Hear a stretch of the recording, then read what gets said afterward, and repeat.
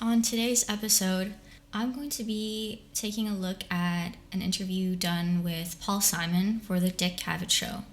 And this interview was done in 1970, and Paul Simon is deconstructing his song, Mrs. Robinson. And I'm just going to be looking for little bits of insight on his songwriting, on the creative process, and just anything interesting or useful. So let's jump right into it. I gather that you're kind of a perfectionist and that you find it hard to get it right. I mean, it's right where you want it. Well, there comes a point when that's it. Yeah. You say, I accept that. Yeah. That's close enough. It's very difficult to translate the song that's written on the guitar to the finished record.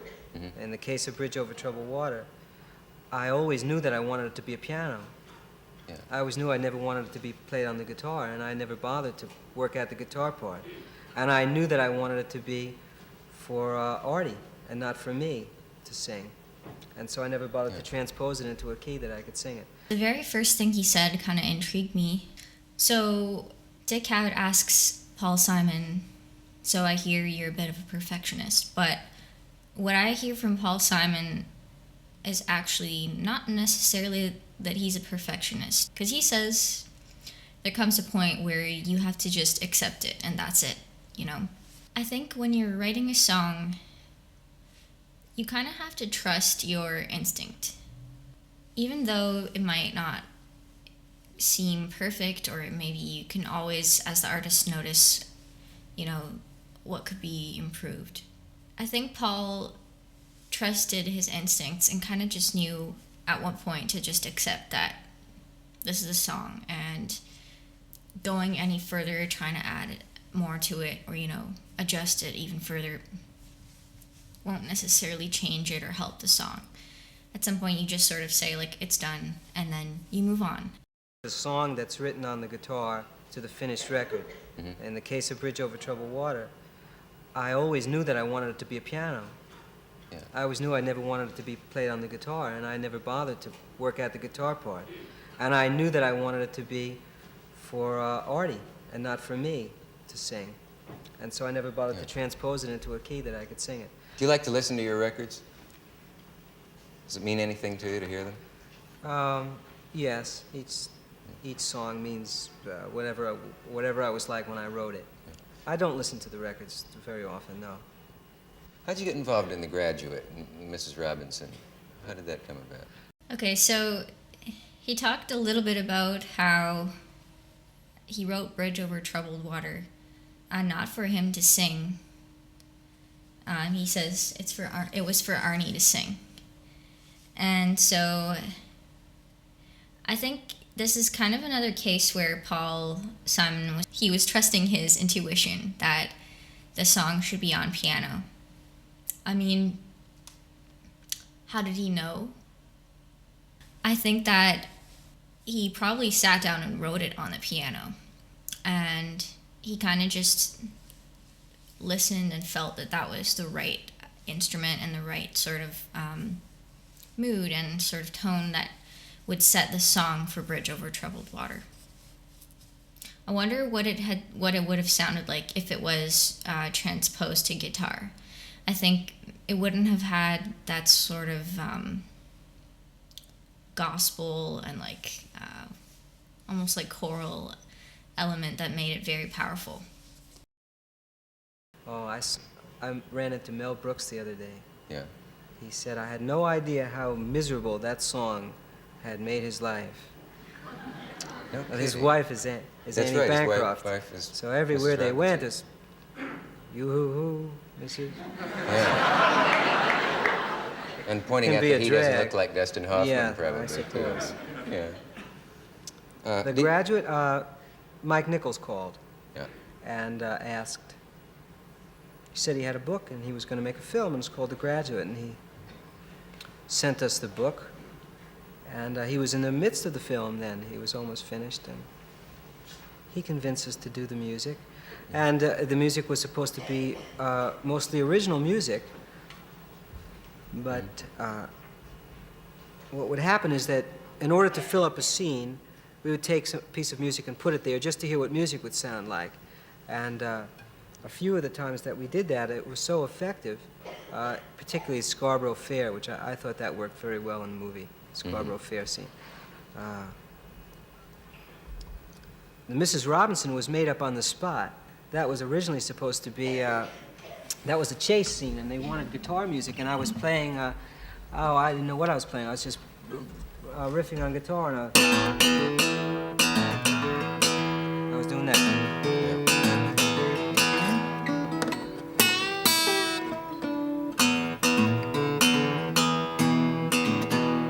Things like that. I was just playing a fill, and it wasn't working. And I had been fooling around with a song that was, I was singing, and here's to you, Mrs. Robinson, Jesus loves you more than you will know. For no particular reason, I had nothing in mind. That just came into your head? Yes, complete, just into my head. Whoa, whoa, whoa. And then the next line was, God bless you, please, Mrs. Roosevelt.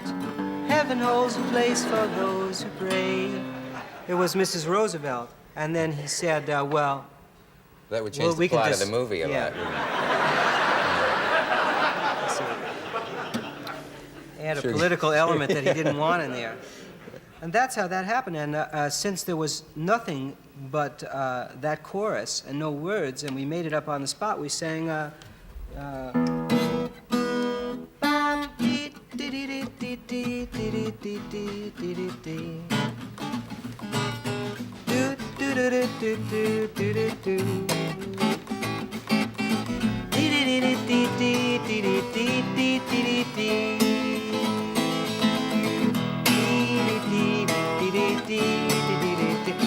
here's to you, Mrs. Robinson, Jesus loves you more than you will know. And Tacit on the Roosevelt. How did...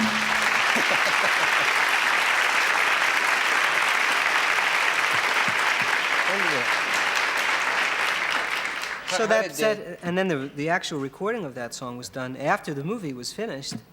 The hit of the song that became a hit was after the film. Oh yes. How did Joe Dimaggio get in there? Was he playing catch with Mrs. Roosevelt in your mind, or something? Or? It's very pleasurable to write in a stream of consciousness style, and very often you find that what's in your mind is relevant, although at the moment it doesn't seem so. And so as I was writing. Okay, so a couple of things here. Mrs. Robinson was written on the spot, and I thought that was really interesting because he'd had this little, these little lyrics and this little melody that he'd had in his head for Mrs. Robinson that he'd sort of been playing around with, and then when they get to the part that's like I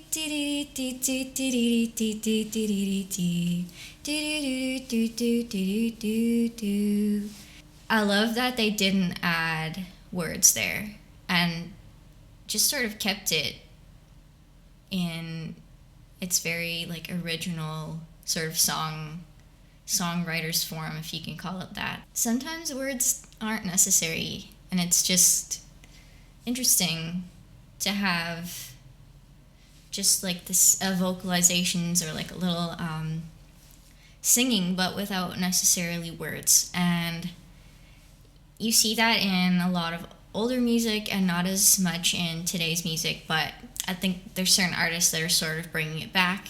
And the other thing he mentions is how the lyrics were written in a sort of stream of consciousness. And I think this is a really effective way of writing songs and lyrics especially.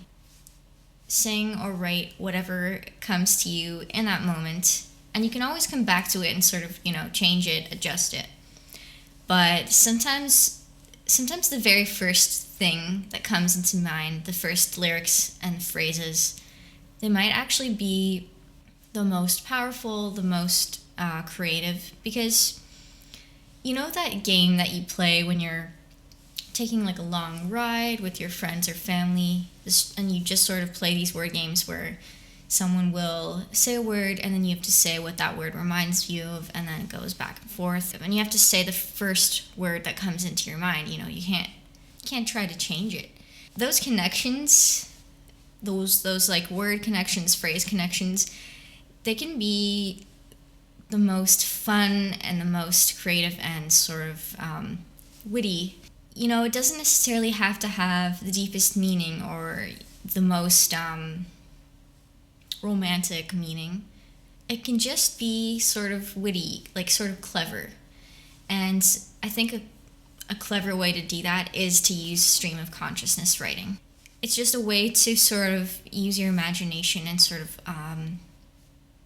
awaken that sort of creative brain and sort of get into the subconscious level of things where, you know, things can be a little more abstract, a little more weird, but weird is good. And yeah, I love Paul Simon's lyrics and songwriting. You can tell that his imagination has depths. He's able to connect with his sort of like subconscious creative mind and just sort of, you know, go with the flow of things. And let's see what else he has to say about that. I had no idea that I would say that, but I said, "Where have you gone, Joe Dimaggio?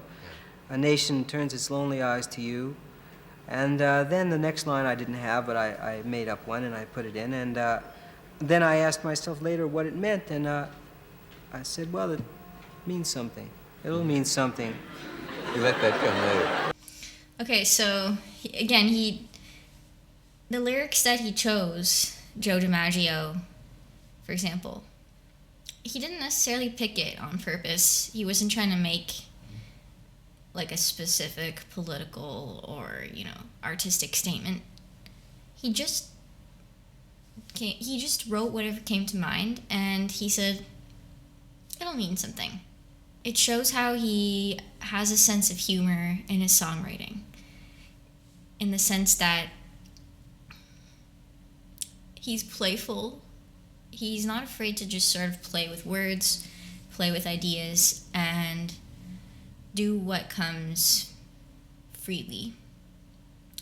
And I just love that. I think that is the best way to write.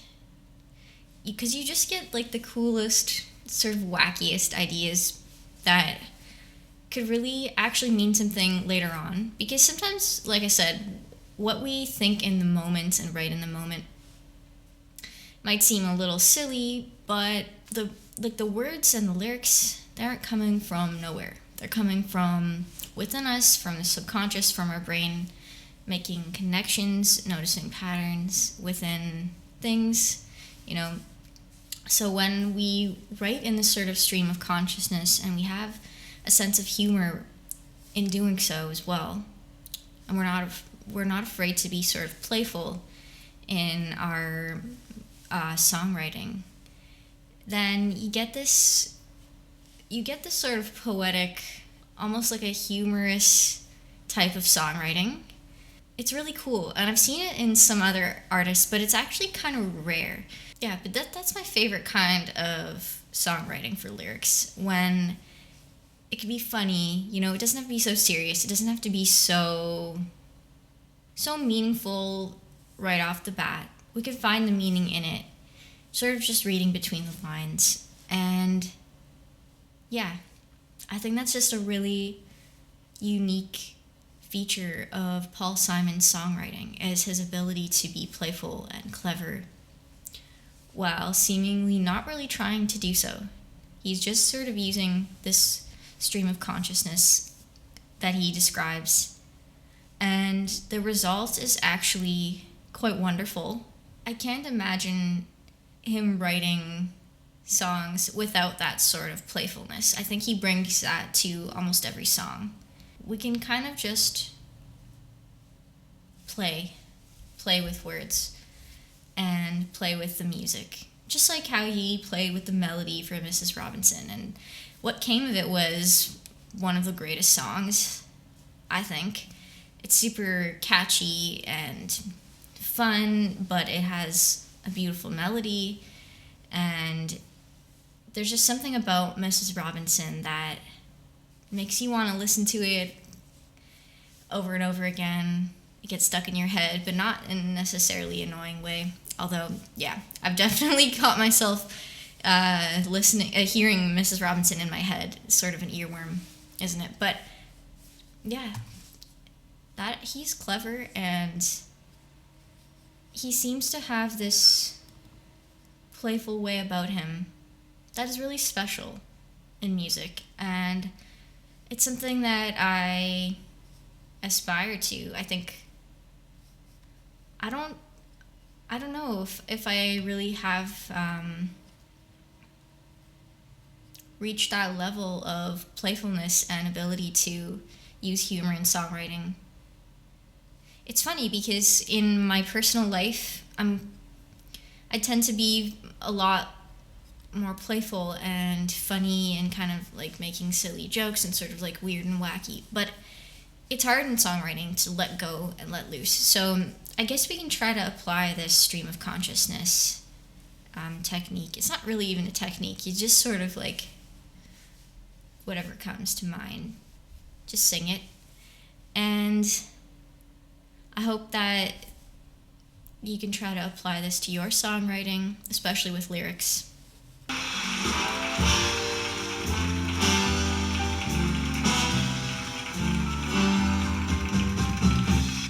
Okay, I'm Deanna Faye, and I'm a songwriter. I like to make videos about songwriting, the creative process, and I also make music.